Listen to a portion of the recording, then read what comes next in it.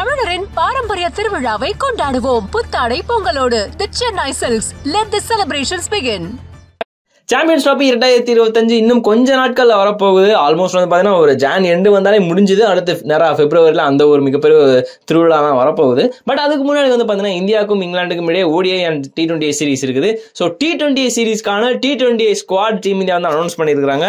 Okay, not a surprise. But ஆனால் வந்து 2-3 விஷயம் இருக்குது. SVG எங்கடா காணா அப்படின்னு சொல்லிட்டு நினைக்காதீங்க. மேபி ஒரு ரெஸ்ட் கொடுத்துருக்கலாம். ஏன்னா கண்டினியூவாக கடந்த மாதங்கள் எல்லாமே வந்து ஆடிட்டு இருக்காரு. ஸோ மேபி T20 விட்டுட்டு ODIயில் அவர் காலப் பண்ணி அதுக்கப்புறம் சாம்பியன்ஸ் ட்ராஃபி கூட்டு போறது அந்த ஒரு டெக்னிக்கா இருக்கும். அண்ட் அது மட்டும் இல்லாம டச்சில் இல்லாத அபிஷேக் சர்மான்னு சொல்லிட்டு நிறைய பேர் வந்து சொல்லுவீங்க. பட் ஆனால் வந்து சமீபத்தில் நடந்த விஜய் ஹசாரே, ஸ்மார்ட் அப்படி எல்லாத்தையுமே சேர்த்து வந்து பார்த்தீங்கன்னா ஒரு ஓரளவு டீசெண்டாக தான் பெர்ஃபார்ம் பண்ணாரு.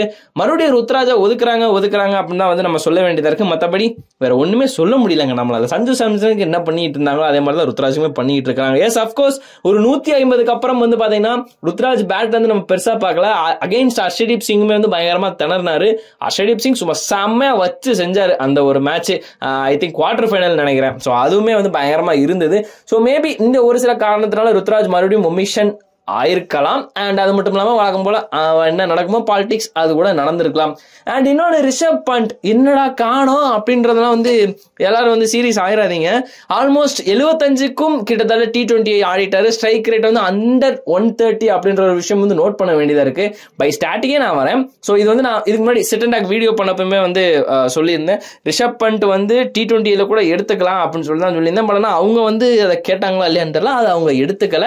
ஸோ அதனால தான் வந்து பார்த்தீங்கன்னா ரிஷப் பண்ட் டிராப் செய்யப்பட்டிருப்பார் இன் T20. மேபி ODIயில் கூட ஒரு காலப் வாங்கி அதுக்கப்புறம் வந்து சாம்பியன்ஸ் ட்ராஃபிக்கு கொண்டு போகப்படலாம். ஸோ இதுவுமே வந்து ஒரு சின்ன டெக்னிக்கா இருக்கும் தான் தோணுது. மற்றபடி வந்து பார்த்தீங்கன்னா வாஷிங்டன் சுந்தர், வருண் சக்கரவர்த்தி மறுபடியும் வந்து கண்டினியூ பண்ணிட்டு இருக்காங்க. வாஷி இன்னும் கண்டினியூ பண்றாரு. முக்கியமா ஃபிட்னஸ் பஞ்சாயத்தே இல்லாம கண்டினியூ பண்றாரு.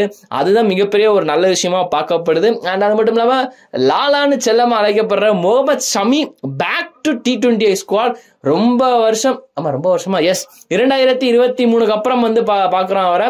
கிட்டத்தட்ட 1 வருஷம், அதுக்கப்புறம் 2 வருஷம் கணக்கா ஆக போகுது. இன்னும் கொஞ்ச நாள் வந்தா 2 வருஷம் கணக்காகும். பட் இருந்தாலும் பரவாயில்ல. முகமது ஷமியுமே வந்து இந்தியன் டீம் கிட்ட வந்துட்டாரு. இப்போ T20 அதுக்கப்புறம் வந்து ODI ஆடுவாரு. ஸோ அவருமே வந்து உள்ள வந்தது ரொம்ப பெரிய நல்ல விஷயமா பார்க்கப்படுது. அண்ட் அப்கோர்ஸ் சஞ்சு சாம்சனும் இருக்காரு. அக்ஷர் பட்டேல் வைஸ் கேப்டன் பதவி கொடுக்கப்பட்டிருக்கு.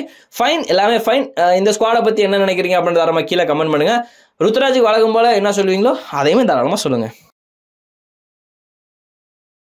தமிழரின் பாரம்பரிய திருவிழாவை கொண்டாடுவோம். புத்தாடை பொங்கலோடு the Chennai silks. Let the celebrations begin.